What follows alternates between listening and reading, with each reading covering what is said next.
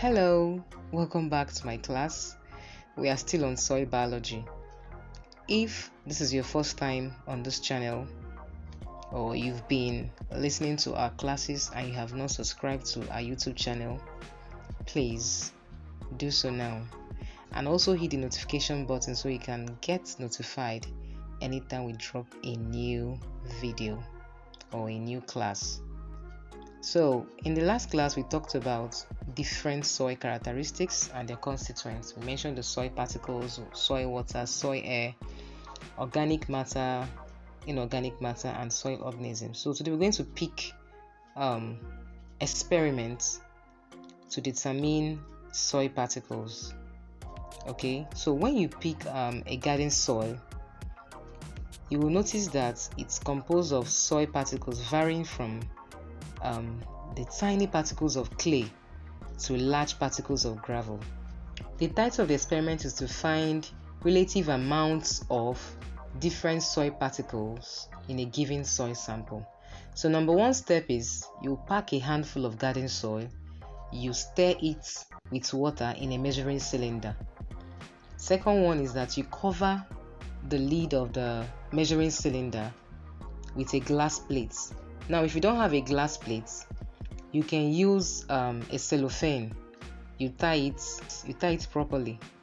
The essence of tying it is that when you start shaking it, the contents will not spill. So after you have covered it, if you're using a glass plate, you cover.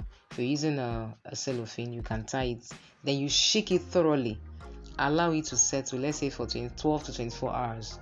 Then observation, you notice that the gravel and the sandy soil will settle first. So gravel first, sandy soil on top, then silt will now follow, then the clay particles. In between the clay particle and those that are not able to settle, you will see water. Then there are some tiny particles of clay that are too small to settle. We call those ones the colloidal particle. So they are known as tiny particles of clay which are too small to settle down. They are known as colloidal particle. How you will know colloidal particle is it forms cloudy appearance on the surface of the water. So that cloudy stuff that you see on the surface of the water is called the colloidal particle. Okay, so I've already mentioned that gravel is the first to settle. Sand will follow, silt, fine sand, clay, then the colloidal particle. There is something you need to note about clay. When you pick a particle of clay, the particles are small, and because they are closely packed together, it results to poor aeration. I mentioned it earlier in my class. It results to poor aeration and poor drainage.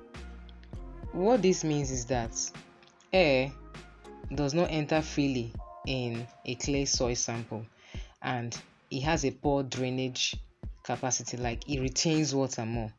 But if you want to use a clay soil for agriculture, you can add lime. You can also add humus to make it light. This addition of lime and humus can increase the aeration. Then for sandy soil, when you look at a sandy soil, you notice that the particles in between the soil are so large and they have better aeration, but their drainage is also high. So even though the sandy soil has better aeration and better drainage, it cannot retain any mineral. So the mineral are easily leached out, but you can improve it by adding humus. I've mentioned it earlier. You can improve it by adding humus. Okay, so sandy soil has better aeration and better drainage. What it means is that if you pack sandy soil and pour water into it, maybe through a sieve or something, the whole water will drain out completely. Unlike clay, it will hold the water. So when we get to the stage of talking about water retaining capacity, you will understand that the clay soil retains water more than the sandy soil. So this is it for the soil particles. In our next class, we're going to talk about soil water, the experiments involving soil water, and how to calculate the percentage of water in a given soil sample. Thank you so much. and please remember to subscribe to our channel.